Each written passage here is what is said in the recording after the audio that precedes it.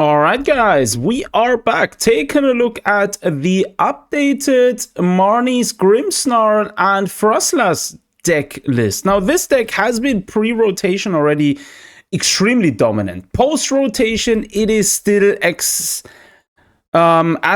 difficult to deal with as it gets. Now, the main issue or the main cards we're going to use here, or the main engine, is obviously going to be one, Marnie's Grimmsnarl. Marnie's Grimmsnarl has the ability Punk Up, which basically allows us, when we play this Pokemon from our hand, to evolve one of our Pokemon.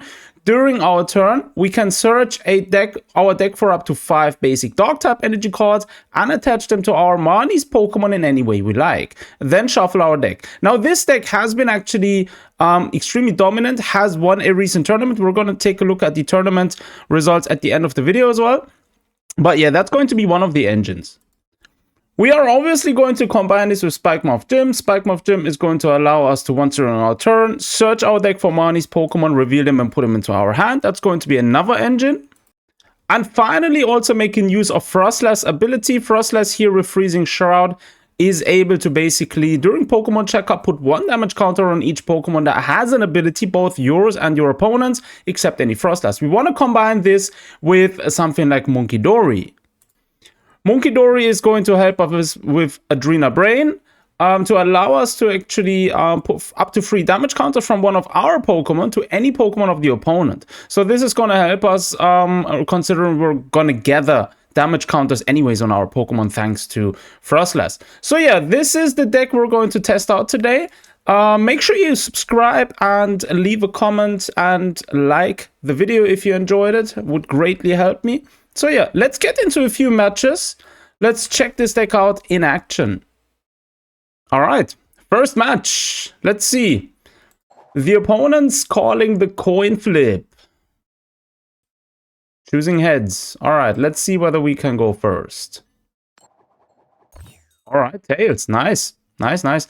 Ideally, liking to go first is nice because it will allow us to ideally get our setup up early, right? Be able to evolve in the next round and then get ready and deal exorbitant amount of damage. Look at this. We already have a great setup here. That's actually very good. So we already have Spikemuth Gym. This allows us to actually... Oh, okay. No basic Pokemon. All right.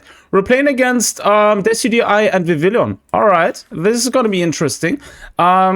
Since we have type disadvantage here, huh? Okay. We do have type disadvantage. This is not as good. But yeah, we'll see how it goes. We already have energy cards. That's nice. Let's go and grab ourselves a... You know what? We're going to grab him. Next turn, we're going to evolve him and then utilize actually Lily's Determination, right? That's going to be the turn we want to do next turn. Now, Raylor is going to allow him to draw a card. I rarely see this one actually in this deck, though, to be honest. All right, he's playing the good old Puffin. Allows him to drop 2 basic Pokemon with 70 HP or less and put them onto his bench. Huh. All right, let's see what he does. Now, he's obviously going to get his Decidueye set up nice and early. Yeah, as expected. Vivillon has the ability to always be able to put my Pokemon or my hand back at the bottom of my deck, right? Is then going to allow me to draw 4 fresh cards, which basically triggers the ability of, what's it called? Of his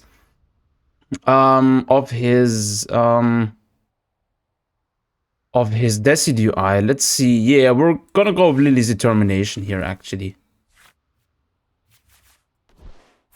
Huh, not too bad. Puffin might as well just do that one. And we're gonna grab ourselves another Snorunt there, actually. Tatsugiri is not too bad as well. This would allow us to actually grab a support card from our deck nice and early. But I think what I'm going to do here is I'm going to do Spikemuth Gym one more time. Going to grab ourselves another Impidimp. We are going to set him onto the field. But what I'm going to do now is I'm going to prevent the opponent from using any item cards actually this turn. Kind of sucks that we do not have Rare Candy yet. Next turn we can go with Marnie's Grimmsnarl. That's alright. We're going to prevent him now from actually utilizing any item cards. Tatsugiri would have actually been better though, to be honest, right? We would have been able to grab ourselves, what's it called? Maybe Boss's Orders. Boss's Orders would have allowed us to actually grab a hold of his Scatterbug. Defeating Scatterbug early against this deck is going to be crucial because it would basically stop him from using the ability later down the road. Yeah, we gotta see if it actually works out the way I imagine it does. Now, Marnie's Grimmsnarl is going to allow me to do also 30 damage to benched Pokemons on his side. Okay, we do have our Monkey Dory already set up. Grab another Impidimp, but we're gonna evolve here. Yep, we're gonna use the ability Punk Up. Yes, like so. 1, 2, 3, 4. Let's actually get 4 for now. Let me just do that. I don't know if I want to attack one more time using Budew, because it's going to block him. The thing is, next turn, if he gets his Pokemon ready, he's going to be able to finish my Pokemon. Yeah, do you know what? No, wait. We're just going to do this. We're going to retreat, bring forth this bad boy, and attack. Let's do them 30 damage counters on his bench, actually. Might as well do them here. So we can finish this one at the end of the next, or at the next turn, actually. A second Monkey Dory.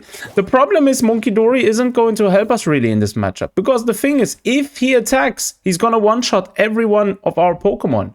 Thanks to him having Decklist. Now, he needs the villain on the field in order to be able to do it.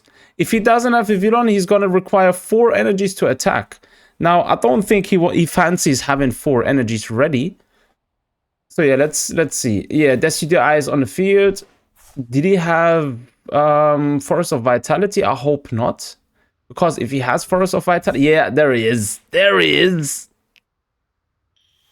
Not what I hoped for. Please tell me you don't have Vivillon. It doesn't seem like it. It doesn't seem like it. It doesn't look like it. Nice. Nice. Nice. Nice. This is kind of bad. Rapska is kind of annoying now. It's preventing basically us from damaging his Pokemon on the bench. Yeah. This kind of sucks. This kind of sucks. I want to have, what's it called?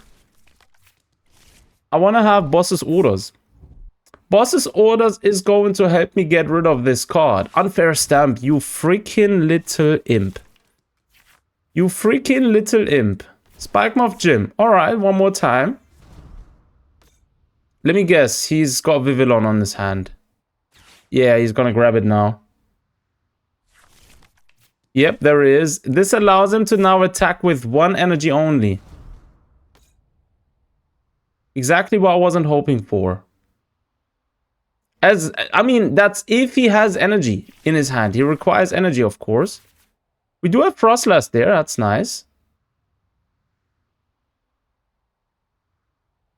If he doesn't have any energy cards, then he can't attack. That's also good for me in a sense, right? Team Rocket's Petrol. I'm going to grab this bad boy to actually get myself... the...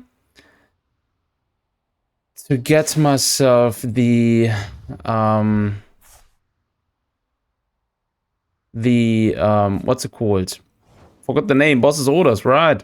Yeah, you got rid of my Impidimp there, you little imp. Let's do this one. We could actually go with Rare Candy as well. Could also be something. You know what? We're gonna grab him again. Bring him onto the field. Like so. Utilize this one. Let's actually... Yeah, I don't know if I want to go with Boss's Orders. For the next turn would actually be nice. We do have a Petrol there. I'm gonna have to evolve my Impidimp. Otherwise, he's gonna finish him. Which isn't too nice. No, I'm not gonna pick up any energy here.